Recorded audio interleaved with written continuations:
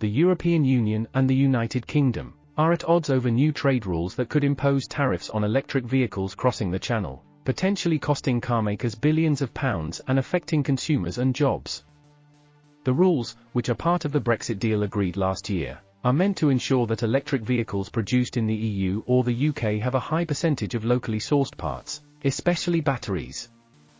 However, both sides say they are not ready to meet the criteria, which will come into force in January 2024.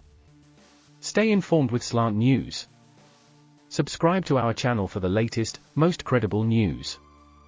Thank you for choosing us as your trusted source. The European Automobile Manufacturers Association, ACA, which represents major carmakers such as BMW, Volkswagen, and Renault, has warned that the rules could cost EU vehicle makers €4.3 billion over the next 3 years, reduce output from EU factories by 480,000 vehicles, and drive up consumer prices of electric cars. The ACEA has urged the European Commission to postpone the rules for 3 years, saying that battery production in Europe has not ramped up as quickly as expected and that the UK is by far their largest export market, with 1.2 million vehicles arriving at UK ports last year. "We will effectively be handing a chunk of the market to global manufacturers," said Renault Chief Executive Luca De Meo, who is also acting as ACEA's president. The UK government has also expressed concerns about the impact of the rules on its car industry, which employs about 180,000 people and exported more than 800,000 vehicles to the EU last year. The UK's Business Secretary, Kemi Badenoch, said last week she was optimistic that a deal could be reached with the EU to delay the tariffs. However, the EU's Internal Market Commissioner Thierry Breton has rejected the idea of reopening the Brexit deal to accommodate the car industry's demands. He said he had to look at the entire automotive ecosystem and not favor one category over another.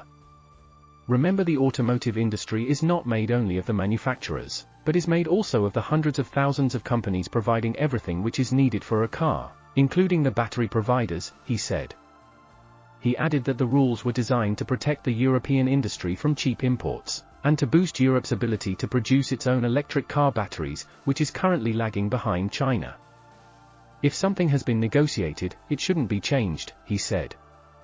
The rules of origin for electric vehicles stipulate that they must have 55% UK or EU content, and must have an originating battery pack. An originating battery pack must have either 65% UK or EU content for the cell or 70% for the battery pack for. Transitional rules of origin apply for the period from 2021 to 2026.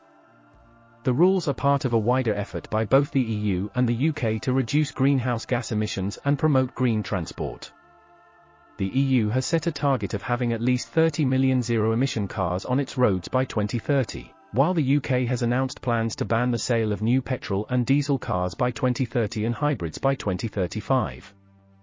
The dispute over electric car tariffs comes amid growing tensions between the EU and the UK over other aspects of their post-Brexit relationship, such as trade arrangements for Northern Ireland, fishing rights, and visa-free travel for musicians. The reaction from the car industry, consumers, and environmental groups has been mixed. Some have welcomed the rules as a way to encourage innovation and sustainability, while others have criticized them as unrealistic and damaging. Mike Hawes, chief executive of the Society of Motor Manufacturers and Traders, SMMT, which represents UK carmakers, said, "These are incredibly challenging requirements, not just technically but time-wise, given we are already more than halfway through this transition period. We need both sides to compromise on this issue or risk holding back an otherwise flourishing electric vehicle market." Greg Archer, UK Director at Transport and Environment, TNE, a campaign group for clean transport, said, "The rules are ambitious but achievable. They will drive investment in battery production in Europe and ensure we don't become dependent on imports from China. The UK should align with these rules rather than seek a delay that would undermine its climate goals." James Fairclough, chief executive of AA Cars, a used car marketplace, said, "Electric cars are becoming more popular with drivers every year, but they still remain out of reach for many because of their high upfront cost. Any tariffs that push up prices further will only deter more people from making the switch to greener motoring. The future implications of the electric car rules are uncertain.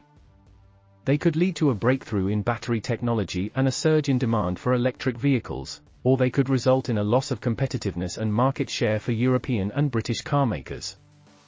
They could also affect the prospects of a wider trade deal between the EU and the UK, which is still under negotiation. The electric car rules Brexit is a complex and contentious issue that reflects the challenges and opportunities of the transition to a low-carbon economy.